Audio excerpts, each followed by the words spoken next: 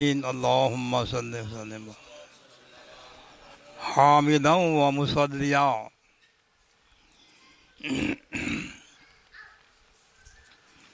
قال الله تعالى في كلامه المجيد والفرقان الحميد: فاذكروني أذكركم واشكروا لي ولا تكفرون.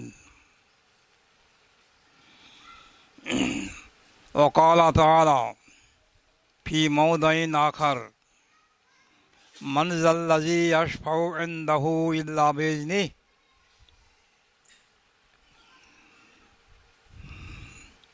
এক শ্রেণীর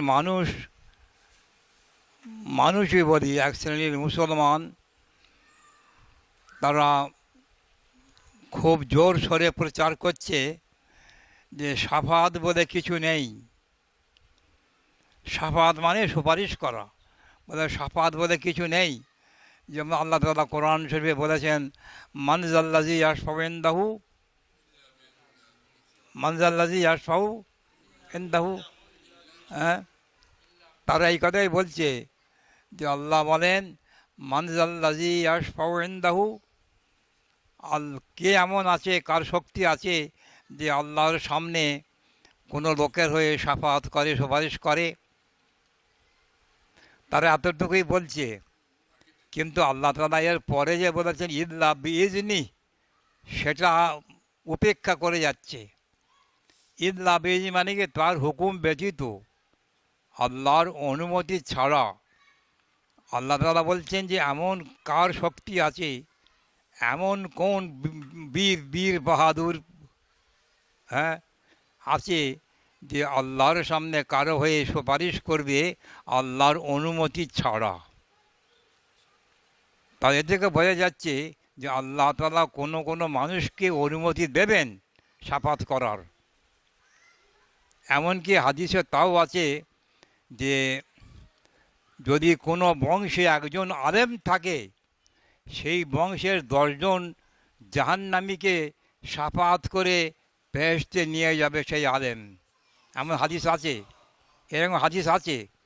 যদি কোনো বংশে একজন আলেম থাকে, 10 জন জাহান্নামীকে, দোজখীকে সুপারিশ করে বেহেশতে নিয়ে যাবে। সুপারিশ করার অধিকার নবী, রসুল, গৌস, কুতুব, ওলি, আবদার, শেষ পর্যন্ত আলেমদেরও আল্লাহ তাআলা শাফাত করার অনুমতি দেবেন।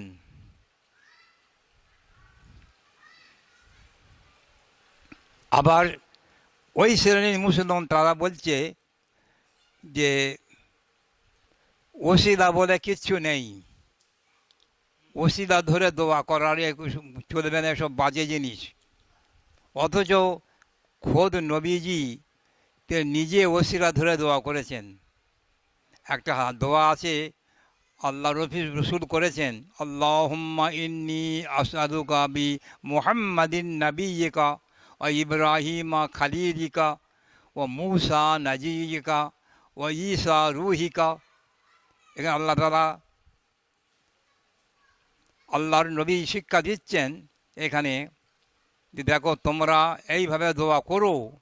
আমি যেমন নিজের, আল্লাহর রসুল নিজের ওসিলা ধরেও দোয়া করছেন।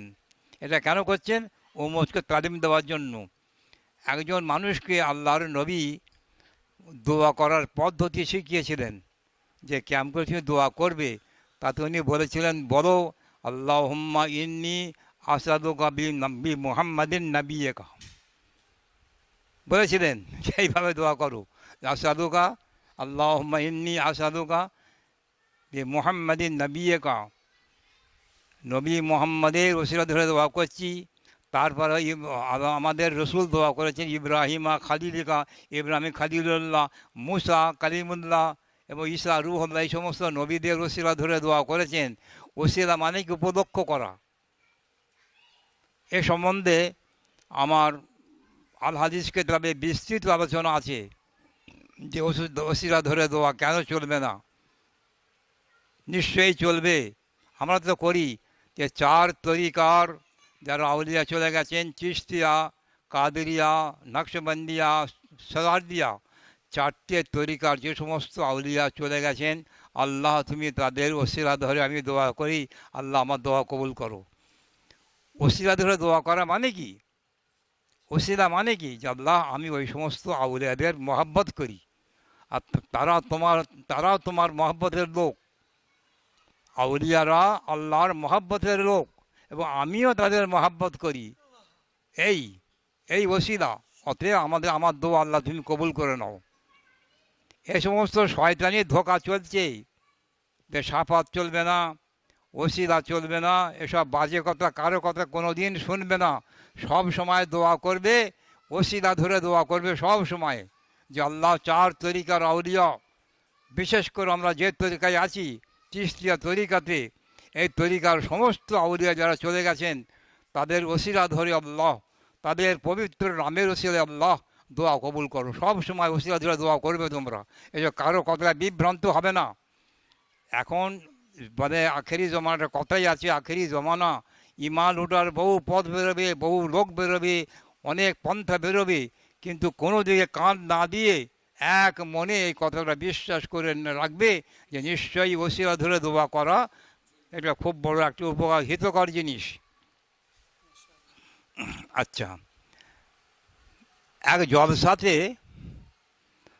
এক বিরাট বক্তা, ইংরেজি শিক্ষিত বক্তা, কোরআন হাদিস জ্ঞান নেই,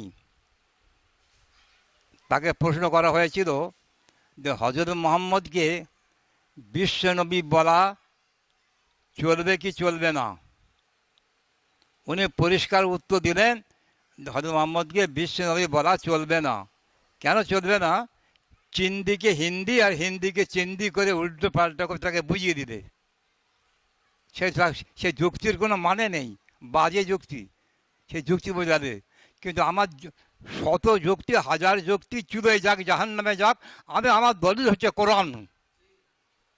হযরত মুহাম্মদ বিশ্বনবী, আমার দলিল হচ্ছে কোরআন।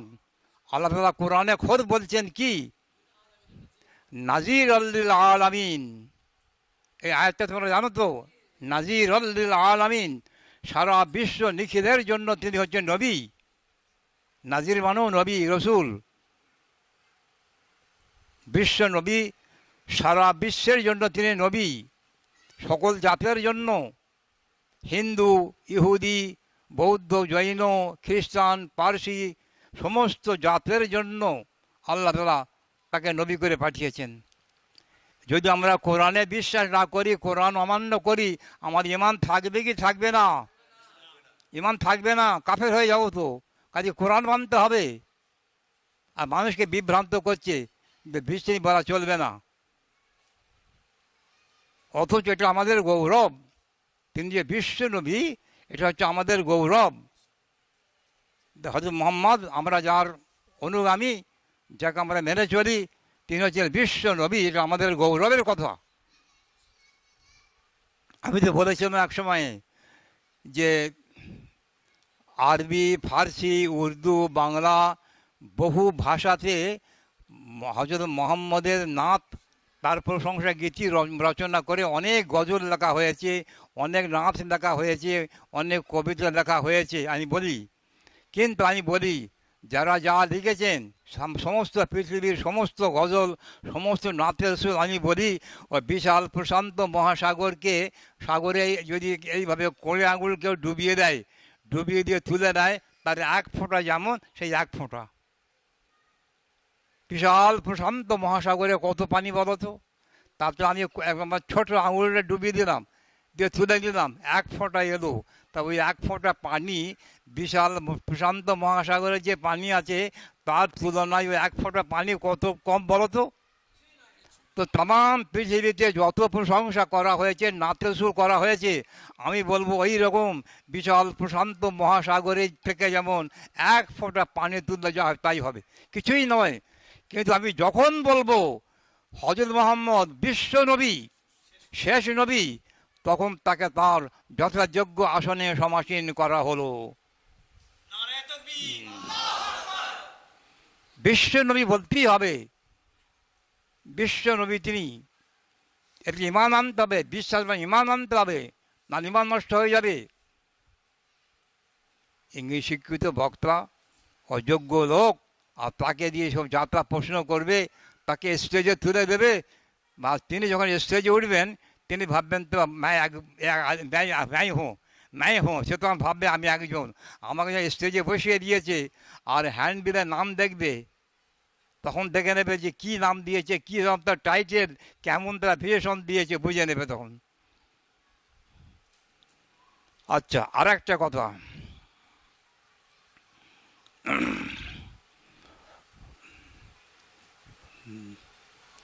কোন এক বক্তা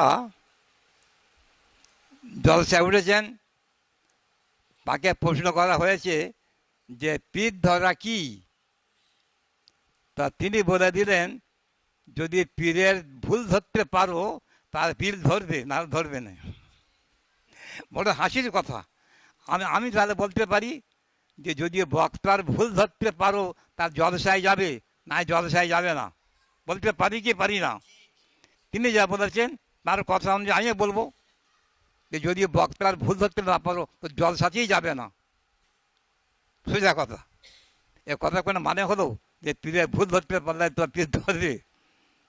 উল্টো পাল্টা যা তা কথা। আসলে যেগুলো মানুষ যে সমস্ত জিনিসগুলোকে রাজনীতির কারণে এড়িয়ে যাচ্ছে, বন্ধ করে। আমাকে জানো, এক সময় মনে পড়লো একজন একজন বেশ বক্তা এবং আলেম হিসাবে মন্দ নয়, মোটামুটি আলেম ভালো, তিনি কোরআন শরীফের তর্জমা করে ছাড়ছিলেন সিরিয়ালি।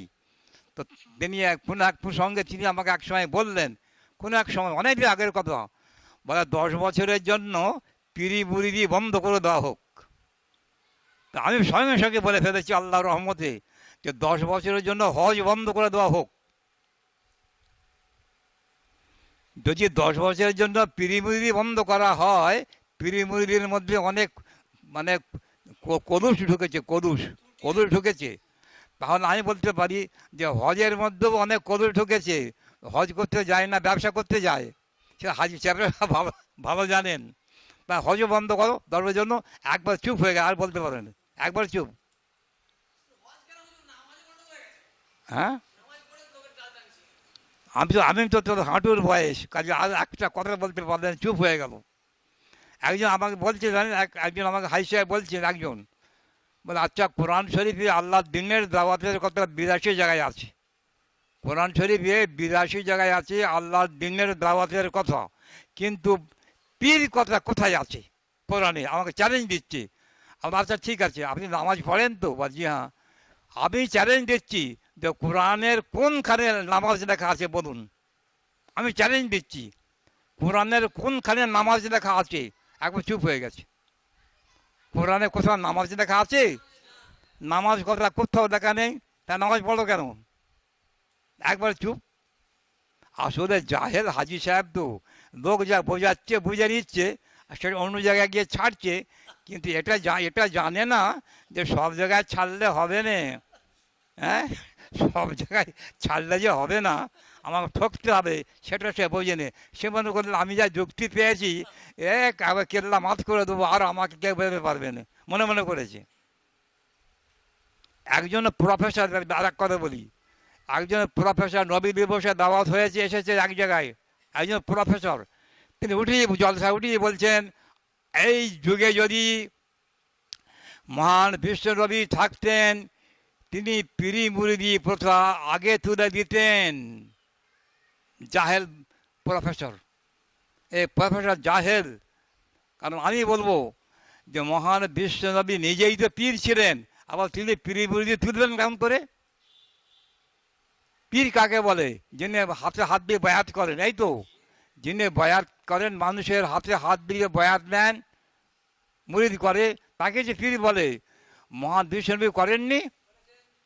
কোরআনে প্রমাণ, যখন কোরআনে আল্লাহ আয়াত নাযিল হলো বায়াহুন না, কোরআন আয়াত নাযিল হলো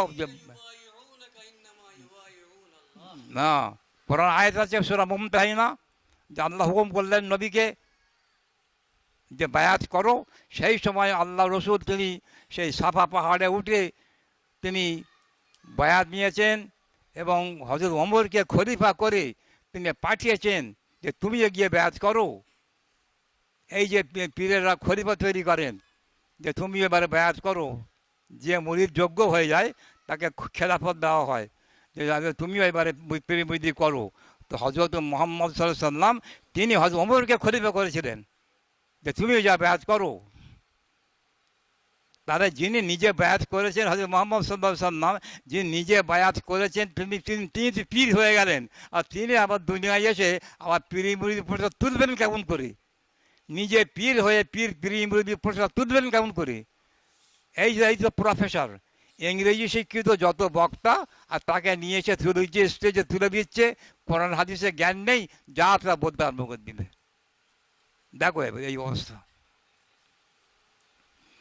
হুয়াল হাবিবুল্লাযী তুরজা শাফাআতুহু। একটা কেতাব আমরা পড়েছিলাম, তার নাম হচ্ছে কিতাবুল আমালিহ, আরবিতে লেখা। তাতে নসর নজম সব আছে, গদ্য পদ্য সব আছে। তাতে আমরা নাচের সুর পড়েছিলাম, হুয়াল হাবিবুল্লাযী তুরজা শাফাআতুহু। এখানে কি বলছে? হুয়াল হাবিব, এই যে আল হাবিব, আল্লাহ হয়েছে কেন? এই যে আল মুআররাবিল নাম, আল হাবিব মুআররাবিল নাম করা হয়েছে কেন? আল হাবিব মানে হচ্ছে হাবিবুল্লাহ। মুজাফেলায় উজ্জ আছে, মুজাফ হচ্ছে এটা, আর মুজাফেলায় উজ্জ আছে, সেই জন্য বলা আছে হুয়াল হাবিব, তার মানে হুয়া হাবিবুল্লাহিল্লাযী। হ্যাঁ, আচ্ছা, এখানে তাহলে কী বলা হচ্ছে? রসুলকে কী বলা হচ্ছে? আল্লাহর দোস্ত। হাবিব মানে কি? হাবিব মানে কি? দোস্ত। তো ইংলিশ শিক্ষিত বক্তরা স্টেজে উঠেছে, তাকে প্রশ্ন করেছে যে আল্লাহর রসুলকে আল্লাহর দোস্ত বলা যাবে কি না? তো উনি বলেছেন তওবা, আল্লাহর দোস্ত আবার বলা যায়?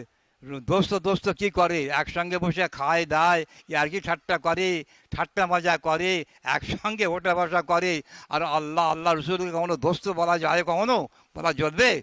কি জাহেল বক্তা দেখো তো। অথচ আল্লাহর রসুল যে আল্লাহর দোস্ত, তার বহু প্রমাণ এইখানে গিয়ে প্রমাণ রয়েছে যে হুয়াল হাবিবুল্লাযী তুরজা শাফাআতুহু। হুয়াল হাবিব মানে হুয়া হাবিবুল্লাহ, যার সাফাতের আশা করা যায়। এখানে সাফাতের কথা বলা হয়েছে, যার যিনি সাফাত করবেন আমরা আশা করি, সেই তিনি হচ্ছেন আল্লাহর দোস্ত, হযরত মুহাম্মদ মুস্তাফা সাল্লাল্লাহু আলাইহি ওয়াসাল্লাম। এখানে হাবিব বলা হয়েছে। আচ্ছা, আর একটা বলি, ফাহুয়াল্লাযী তাম্মা মানাহু ওয়া সূরাতুহু সুম্মা ইসতাফাহু হাবিবাম বারিউন নাসাবি। এইখানে কি বলা হচ্ছে? যে ফাহুয়াল্লাযী তাম্মা মানাহু ওয়া সূরাতুহু সুম্মা ইসতাফাহু হাবিবাম বারিউন নাসাবি। ওই কিতাবুল আমালিহের মধ্যেই নাতে রসুল আছে। এখানে বলা হচ্ছে যে হযরত মুহাম্মদকে আল্লাহ তাআলা না, ওই যে বলা হচ্ছে পরওয়ারদিগার আল্লাহ, হ্যাঁ, বলা হচ্ছে যে ফাহুয়াল্লাযী তাম্মা মানাহু সূরাতুহু সুম্মা ইসতাফাহু, মনোনীত করেছেন তাকে হাবিবান দোস্ত রূপে। কে? বারিউন নাসামি, বিশ্ব জগতের যিনি পরওয়ারদিগার আল্লাহ তাআলা, তিনি তার নবীকে দোস্ত বলে মনোনীত করেছেন। ইস্তেফা মানে কি? মুস্তফা মানে কি? মনোনীত, চয়েস করা। তিনি নিজের দোস্ত বলে তাকে চয়েস করেছেন আল্লাহ তাআলা। আল্লাহ তার রসুলকে নিজের দোস্ত বলে চয়েস করেছেন।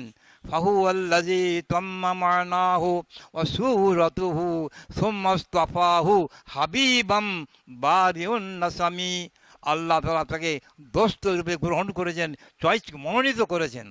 এইকে দোস্ত বলা হচ্ছে। বড় বড় কবিরা তারা বলছেন যে হযরত মুহাম্মদ আল্লাহর দোস্ত। যেমন শেখ সাদি বলেছেন, হাবিবে খোদা আশরাফে আম্বিয়া মুত্তাকা, হাবিবে খোদা আশরাফে আম্বিয়া কি আরশে মজিদ আশবাদ মুত্তাকা। এই তো হযরত শেখ সাদি বলেছেন হাবিবে খোদা, তিনি হচ্ছেন আল্লাহর দোস্ত। বড় বড় কবি সাহিত্যিক, যারা বড় বড় আলেম অলি লোক মহাপণ্ডিত, যারা বিদ্যাসাগর, তারাও বলছেন যে হযরত মুহাম্মদ আল্লাহ তাআলা তার দোস্ত বলে মনোনীত করেছেন। আর জাহেল ভক্তরা বলে যাচ্ছে যে দোস্ত বলা যাবে না।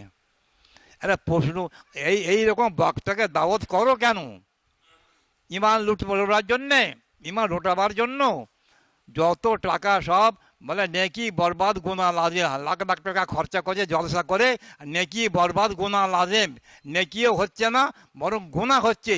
জাহেল বক্তাকে দিয়ে বয়ান করাচ্ছে আর মুসলমানদের ইমান লুটে চলে যাচ্ছে, মুসলমান ইমান লুটে চলে যাচ্ছে জাহেল বক্তারা। এখন যা জলসার অবস্থা, জলসাকে তুলে দেওয়াই দরকার। জলসার যা অবস্থা হয়েছে, জলসা তুলে দেওয়াই দরকার। জাহেল বক্তারা আসবে আর মুসলমানদের ইমান লুটে চলে যাবে। বলো কি বলবে? আর আমার দোস্ত ভাই বলবে, একসময় যা বলেছিল, বলে একদিন মানুষও যায় করে খাচ্ছে, করে খাচ্ছে, আর কি জলসা তুললে কী হবে? কিছু লোক তো করে খাচ্ছে, আবার বলছে যে কিছু লোক তো ট্রেনিং পাচ্ছে, তারা তো বক্তা তৈরি হচ্ছে, তারা বলতে শিখছে তো, কী কোন দিকে যাবে? তবে একটা কথা, প্রত্যেক জিনিসের everything has merits and demerits. প্রত্যেক জিনিসের মেরিট আছে, ডিমেরিট আছে, দোষও আছে, গুণও আছে। কোনটা ভালো? যেটা গুণ ভালো সেইটি ভালো, আর দোষ যেটার মধ্যে বেশি সেটা বাদ দিতে হবে।